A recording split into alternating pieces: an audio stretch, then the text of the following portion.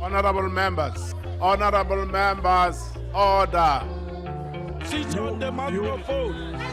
Switch on the microphone. We're rising on a point of order. On a point of order. The microphones must be on.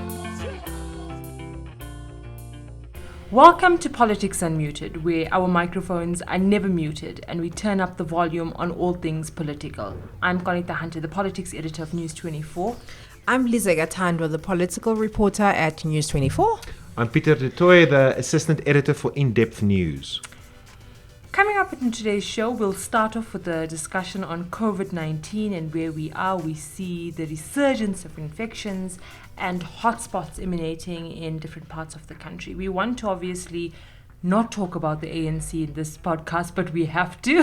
Yeah. The ANC's National Executive Committee is meeting this weekend, and it's going to be a very important one in terms of the fate of its Secretary General, Ace Magashule. And then the Zondo Commission was extremely robust this week, and we have to talk about it.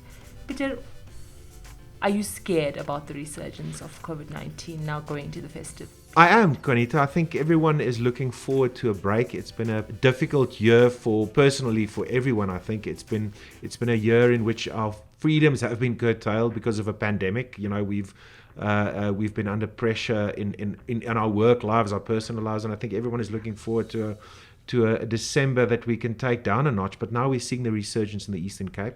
We're seeing what's happening in the Western Cape. The Western Cape, obviously a destination for many holiday goers from up north, from up country. And what we're seeing in the Eastern Cape, I think, is definitely concerning. It's a province that is very close to being broken as far as governance is being concerned. We're seeing the health system being under extreme pressure, and we will see millions of people flocking to the Eastern Cape when they go back home to their villages and towns where they come from, as is tradition in December. And we're going to see lots of people going to the Western Cape. So I am concerned. I'm concerned about government's ability to try and curtail this thing, because as you report, we might see localized lockdowns or localized restrictions.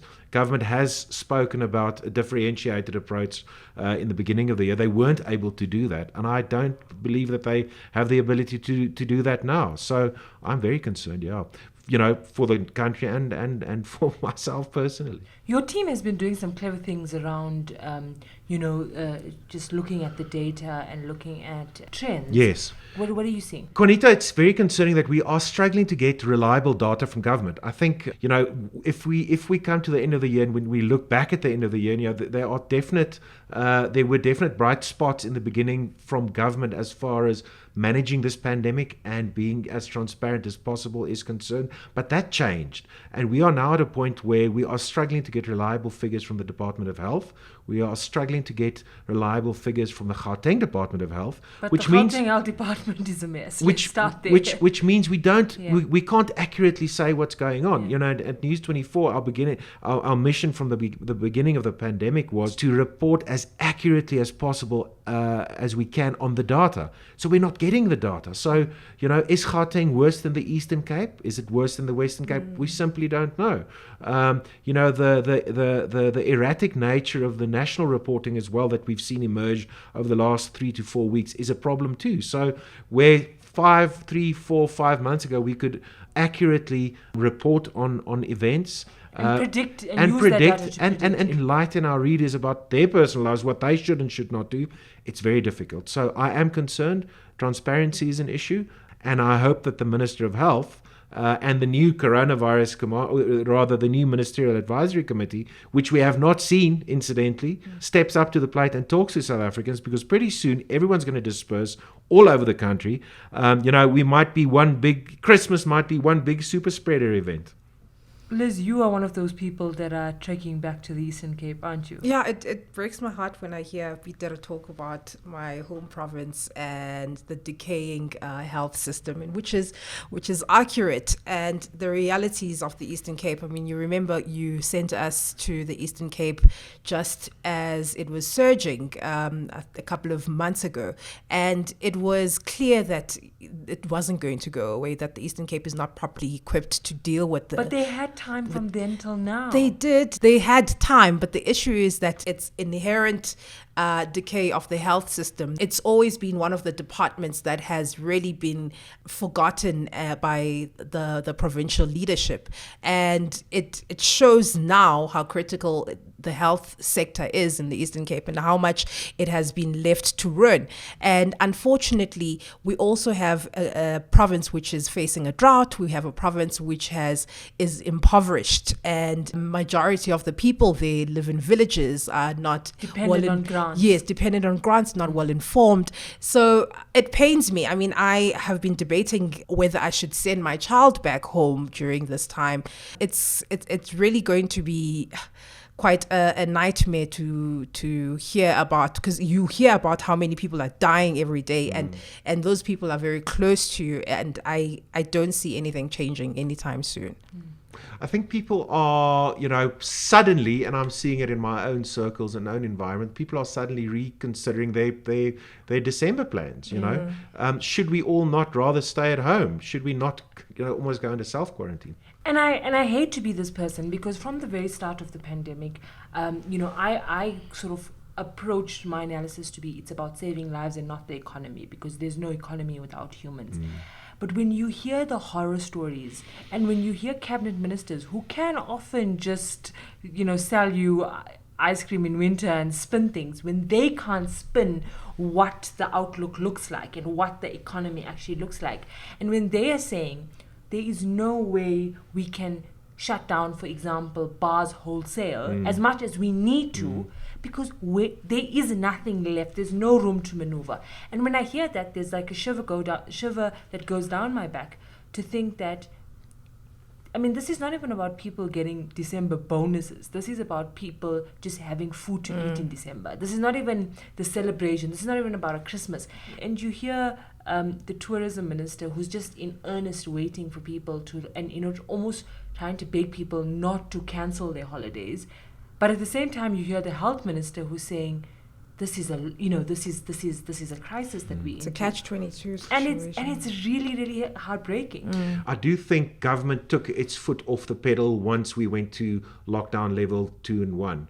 There was a national exhalation, obviously, everyone collectively exhaled and said, goodness gracious, now we can just breathe again.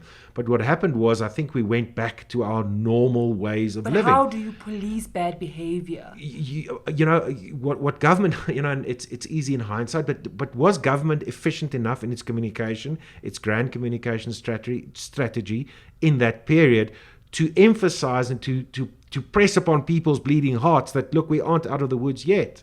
Wasn't that what Cyril Ramaphosa did when he spoke to the nation the last time? Well, it wasn't effective, was it? I mean, I don't think the fact that the Minister of Health replaced a ministerial advisory committee, which often was at odds with him, replaced it with a new advisory committee which was supposed to focus on behavioural change. We haven't seen advisories come out from the MAC in weeks, months.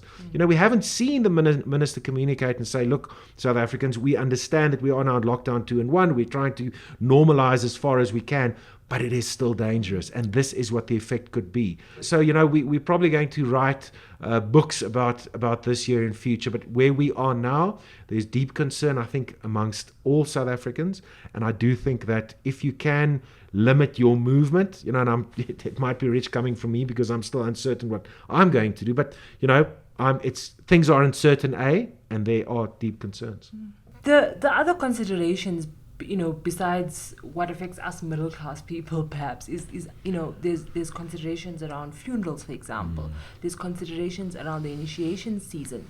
And I was quite surprised in the story that we wrote this morning, which is Wednesday as we're recording this, is that government is saying that initiation season can be reopened except in Nelson Mandela Bay, because that's a hotspot. Because what you're going to see is the mushrooming of illegal initiation schools, and so you rather regulate it than allow for illegal schools to mushroom. And it's really that, if that's a catch-22, if there's any catch-22, that's a catch-22, because already we have so many deaths coming from this traditional practice. You already have an overburdened health system generally, and now you have something that, how do you really regulate? How do you put health officials when the existing regulations about just saving these boys' lives are not always effective? And I thought, it's really, I really wouldn't want to be in that decision-making meeting, because it really is a difficult one. I'm quite shocked that you're surprised. I think that our government, when it came to a number of stakeholders and a number of sectors, they've cowered to whichever stakeholder has those demands. Contralisa was refusing to listen to government, as it has been for a number of years when it comes to initiation schools and traditional leaders as well.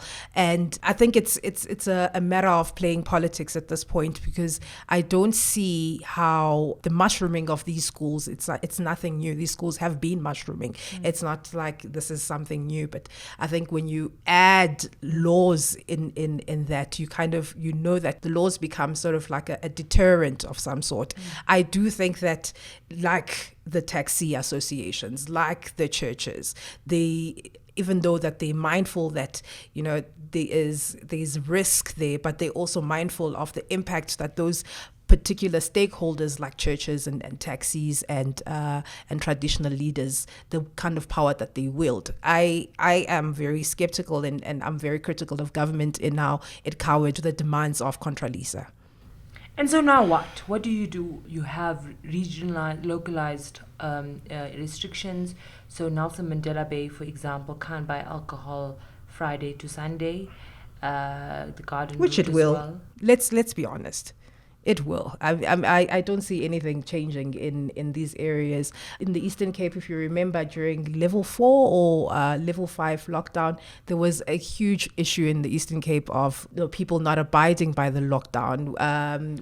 We saw school kids drinking during the lockdown. There were bars which were open during the lockdown. I really don't think that. Yes, we need these restrictions, but I don't think that these restrictions will in any way help that government of Eastern Cape or Oscar Mabuyane curb the realities that he's going to face in the next couple of months. So what then, Pieter? I don't know. It's very bleak, isn't it? The one thing that I think we don't have and what we need is clarity of facts. We need to know what is happening on the ground. How many hospitals are there in the Eastern Cape and Nelson Mandela Bay region? What is the capacity of these hospitals? And we're hearing this week that they're all full, including private hospitals. That's what we're hearing. But the government needs to communicate and say, this is the status of the Eastern Cape. There are so many hospital beds. There are so many COVID wards. These are how many beds are filled with COVID-19 patients. This is what we're expecting. Use the modeling, use the scientists, use the epidemiologists, look at best practice elsewhere, to see if we can nip this thing in the bud, which clearly is not happening at the moment. So it's a bleak outlook, certainly. And once January, February, March rolls along, when we're in the new fiscal year, the new academic year, the new business year, what's going to happen then? We can't afford a second year like 2020. We have to save what we can of 2021, 2022, 2023, because economists are telling us that it's going to take years to recover from COVID-19. Only 2020. That's not even talking about the hole which we dug for ourselves ahead of the pandemic, And now, add into that recapitalizing SAA and the wage negotiations that you know quite well. So there's a lot of stuff happening in which can have a dire and a serious effect on all of our lives going forward. December's a write-off. This year's a write-off. Let's accept it. Let's save what we can to make sure that when students go back to school next year, when small businesses are supposed to start reopening in January, that they can, so that we can save lives and livelihoods. It sounds like March, but lives and livelihoods. But I mean, the governing party should be focusing on this very serious issue and coming up with viable solutions. We know it will not. You would think that the NEC would be focused on this issue. That's not the case in the upcoming meeting this weekend.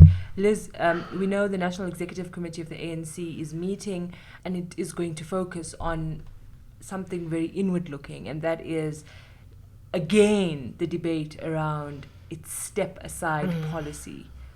How tired are you of this drama? I'm exhausted. I'm exhausted by this entire year. But yeah, that's accurate in saying that there will be reviewing the reports that they commissioned from 3 different senior advocates in the country. In relation to understanding what are the parameters of the party instructing those who are accused with corruption or charged with any crime to step aside? That's correct. There's also a talk about, how to, and this has been talked since, I think, the Mangaung years, about giving teeth to the Integrity Commission. Man, we've been there. I was at Polokwane, man. It's been coming a long while. Yeah, I don't predict that it's going to give us anything new. I think there's going to be a back and forth, and there's finger pointing. The ANC at this point is out of touch with the country's realities, and that is a fact when you look at how it's been inward looking for quite some time. Not to say that there isn't an issue with corruption. Corruption is one of the major drivers of why our economy is at the state that it is in, and one would think that given that we have this pandemic and how it's ravaging our already non-existent economy, that it would be straight up and down, and what is to be done with these political leaders who are found to be corrupt or facing corruption charges. So it remains to be seen what the NEC will decide on. And let's not forget that most of that NEC has smaller nyana skeletons. So if it affects ACE, it affects pretty much most of them. So it's going to be an interesting NEC. I'm sorry, I'm so bleak today. I'm very dark today. We'll try to excite things when we get to the conversation around the Zondo Commission. But Pieter, it should be clear. Ace Magashule is charged 21 charges. Is it corruption, money laundering? He's going to go on trial. He's appearing in court in February. Step aside as the Secretary General of the ANC while your process or your court proceedings are going on, because that's your own resolution as the ANC, right? It should be that simple. It should be simple, but politics, as a rule, is not simple. And just going back one step, when you introduced the subject, you said they should be focused on COVID-19. They're not going to be, like you said, and I think that on a simplistic level, that's a frustration for all South Africans. That should be the main focus confronting this country. There should be a national effort to try and preserve people's health and try and save the economy, but it is not. So on a more complicated level, governance, leadership, contestation for power, factional divisions, ideology, policy, all that comes into play at an NEC meeting, like you well know. This conflict is born out of a conflict between broadly two different strands of belief systems in the ANC, and that's coming to a head. Or different self-interest groups. But different groupings, different strands, threads, thrusts, tracks, and it's coming to a head.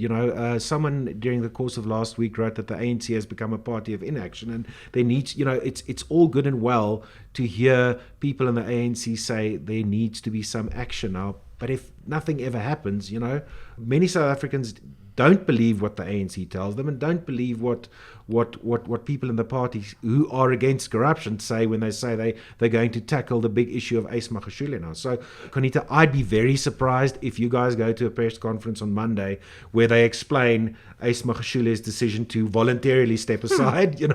I'd eat my hat if that happens. Okay, let's see. But it is supposed to be, like you say, as simple as that, but it's not.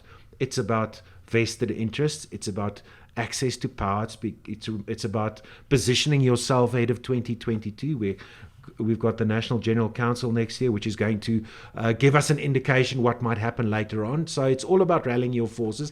It's about the different sides sticking to their guns. Ace Magashule has been very resolute since 1994. When did he become chairperson in the Free State? 1996, if I'm not mistaken. I might be wrong. But he's been very strong and resolute in all his dealings since. So I don't have much hope for Ace Magashule doing the right thing as per the ANC's own resolutions. So where we are at the moment is that the ANC NWC commissioned a report, the Tina Malindi report, which basically says voluntary sort of suspension, right? Temporary suspension. But obviously, it doesn't really explain what does that mean in terms of the nuts and bolts of it, because it works for Ace Magashule, who can be suspended from the party, but it doesn't work for Bongani Bongo, who is in Parliament earning a salary from Parliament, and there's no such thing as a temporary suspension in Parliament. You have to leave your job, not earn. Someone needs to replace you. Very good point. So what I want to ask you, Qaanitah, do you think that the ANC, I mean, there's an ethics committee in Parliament which is supposed to regulate this. Yeah. You know, have they been beyond reproach when MPs, chairpersons have been implicated in instances of corruption, you know, taking it to the ethics committee? Yeah. You know, we all know the ethics committee is also made up proportionally of the different parties, but surely there are ways and means of doing that. But remember, say take Dina Pule, for example, the former Minister of Communication. There was still the moral high ground in Luthuli House for Gwede Mantashe to call Dina after she had found to be wanting by the ethics committee to say, go. You know, you can't be back on the list no matter how popular you are. And so you had that moral high ground. Luthuli House doesn't have that moral high ground. It's finger pointing everywhere. It's Magashule saying, but I don't serve in government, so what must I step aside from?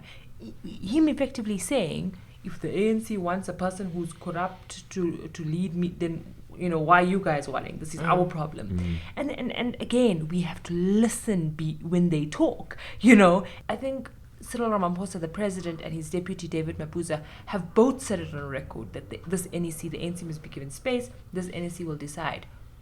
Once the NEC decides, even if it's inaction against Magashule, we need to take it as it is, that this is the ANC of Cyril Ramaphosa who's failing to take action against people who are severely implicated in corruption. I think that thing of empathizing with the deadlock that factionalism brings, I think what it does, it gives the ANC the benefit of the doubt somewhat. Yeah. Because this decision was taken in August, the 31st of August, you remember that. I don't want to, you know, sound like a broken record, but you're right about the deadlock. But someone somewhere needs to break it, and something is going to break. Yes. You know, Yes. there is no way you're going to clear up the situation or reach a point where everyone is going to be happy. You're going to have to understand that if you want your values to triumph or succeed, or if you want to create an organization which believes in value set A, B, or C, you know, and there are individuals in the party that does not conform to that, you know, you're going to have to make a decision somewhere. I mean, this inaction, you know, the party's going to muddle on through the next 5 years, the next decade perhaps, but it's just going to weaken and weaken and weaken. And you know, it's you know, when you speak to ANC people, it's sometimes so frustrating when they cling to this idea of a unified party, which it has not been for many years.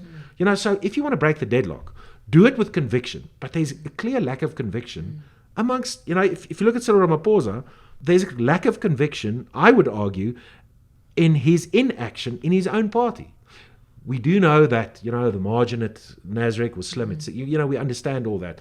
But what do you want to do with power? Yeah, you have it now. You have it. So what are you going to do with the authority, the executive authority, both as head of state and as leader of the party? What are you going to do with that? Yeah. Are you going to, you know, timidly and meekly keep carrying on NEC meeting after NEC meeting? Because, guys, you know, are we going to go back on Monday? Are you guys going to a press conference on Monday and, you know, listen to a press? When we sit here on Wednesday, we're going to be like, same old. Exactly.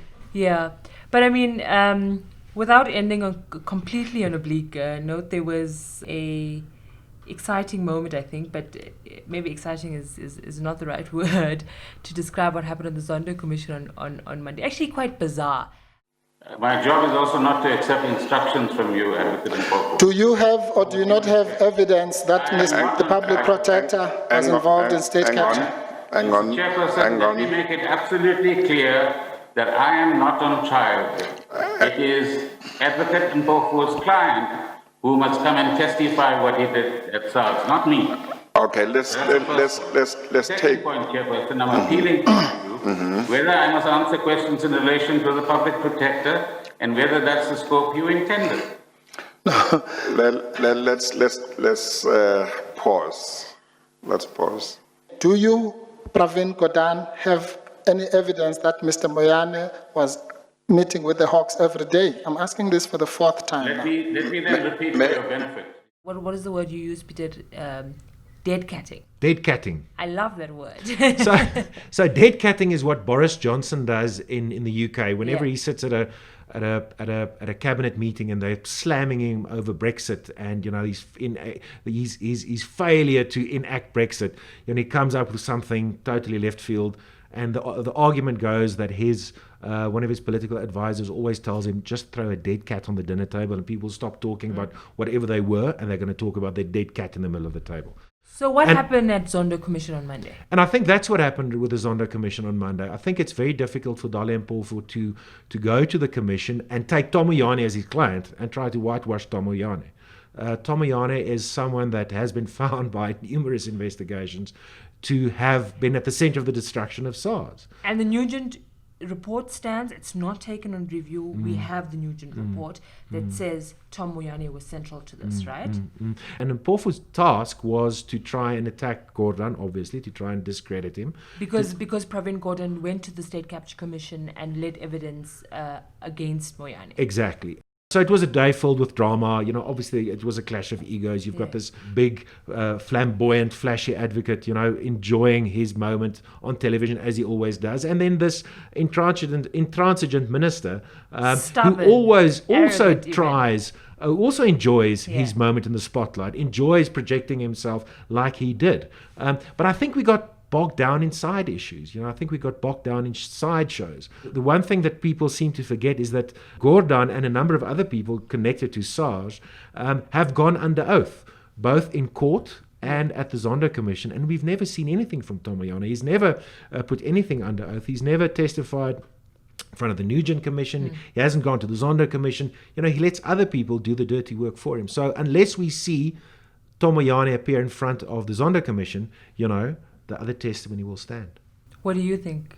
I agree that it will bogged down by the kind of banter or back and forth. No, not even banter, but the back and forth. Because it got serious at one point, right? And the tensions between the two men. But I was really disappointed by both men in how they handled themselves in the Zondo Commission. So Dali obviously felt that he needed to make Pravin a hostile witness, but I think that Pravin, the minister as well, kind of fueled that environment. I was disappointed in how he handled himself, even the way that he was communicating with the Deputy Chief Justice. To me, was quite disappointing. I'm not as well versed when it comes to the Nugent report. I do know that Tom Moyane is suspect, and he obviously the condition that he left SARS in, as opposed to what when he got into SARS.